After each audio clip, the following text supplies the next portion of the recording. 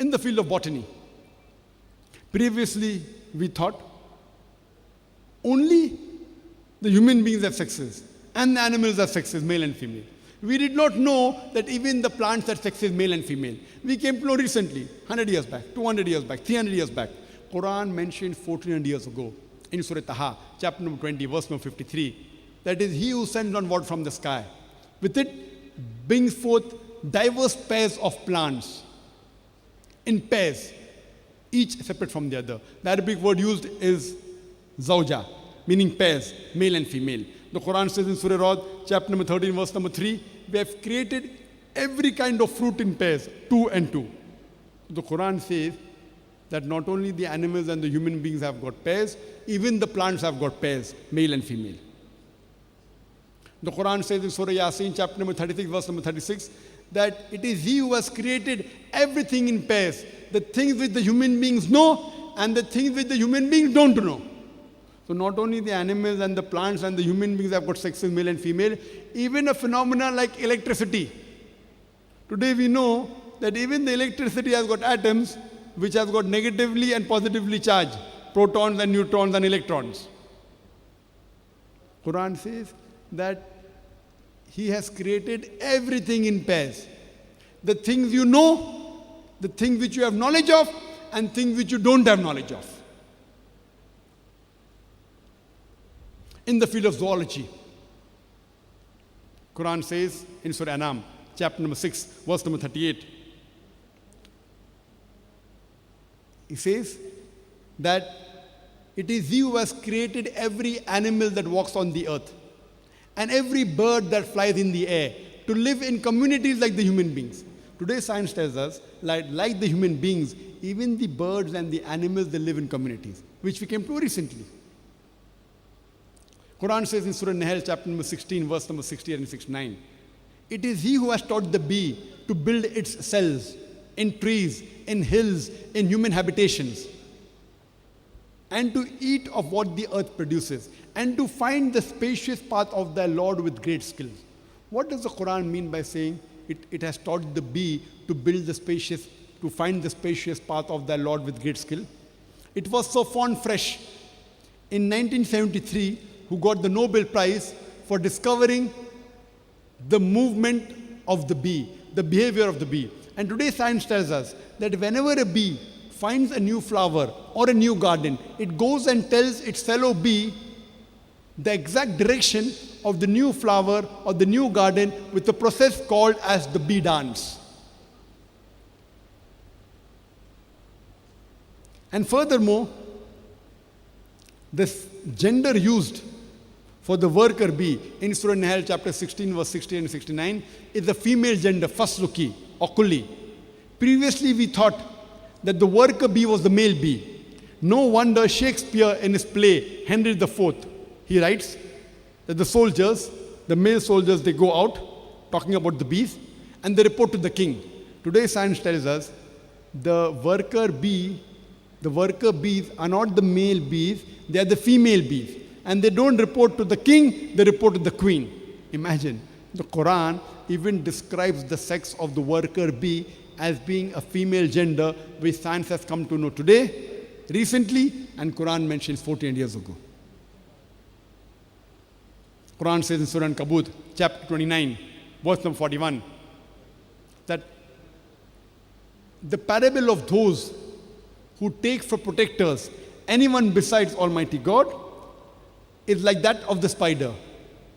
They build for themselves homes like the spider, and verily the home of the spider is fragile.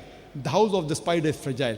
Besides describing the physical nature of the house of the spider, that the web of the spider being weak, it says that anyone who worships anyone besides God, they are building for themselves houses like that of the spider. Besides being fragile and weak, it even gives an indication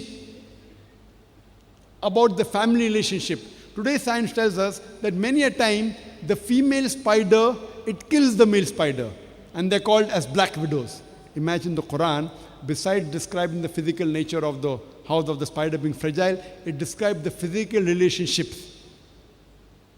It is like that of the spider which many a times the female spider kills the male spider. Quran says in Surah Namal, chapter number 27, verse number 17 and 18, that when Solomon and his army, with hosts of men, jinns, and birds, when they walked and when they approached a lowly valley of ants, one of the ants said, "O ye ant, get into the human habitations. Get into your habitations, lest Solomon and his army will unknowingly trample you beneath the feet." People may think, what kind of a fairy tale book is the Quran? The ants talking among themselves? It sounds like a fairy tale book. What an old book it is, 1400 years back.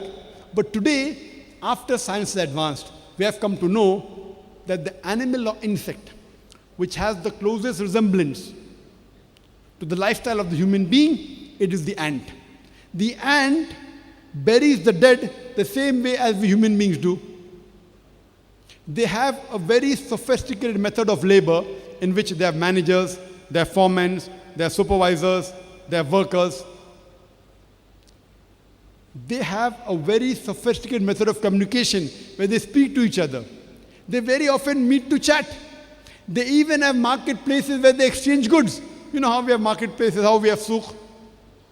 The ants have marketplaces where they exchange goods. And when an ant stores any grain, and if the grain begins to bud, it chops off the bud as though it knew that budding will cause rotting of the grain. And if in monsoon, in rainy season, if the grain gets wet, the ants get it out in the sunlight to dry, as though they knew that humidity will cause root system, which will cause rotting of the grain. You know, many times we see the ant taking grain and then going in the sunlight. We wonder where they're going. They're going out in the sun to dry the grain, as though they knew that humidity will cause rotting of the grain.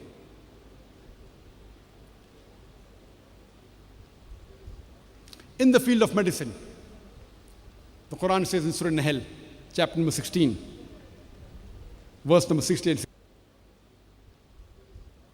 In the field of medicine, the Quran says in Surah Nahl, chapter number 16, verse number 68 and 69, that from the belly of the bee, we give you a drink of varying colors in which there is healing for humankind. Previously, we did not know that honey was obtained from the belly of the bee. Recently, 200 years back, 300 years back, we came to know that the honey is obtained from the belly of the bee. And today we know that honey has high nutritious value. It is rich in vitamin K and fructose. And today's science tells us that honey has got mild antiseptic properties. No wonder in World War II, the Russian soldiers, they used honey to cover up the wound. And the healing of the wound was there with very little scar tissue. And due to the density of the honey, bacteria and germs and fungus was prevented to grow in the wound. And if a person is suffering from allergy of a particular plant, if honey obtained from that plant is given to him, that patient starts developing resistance to that allergy.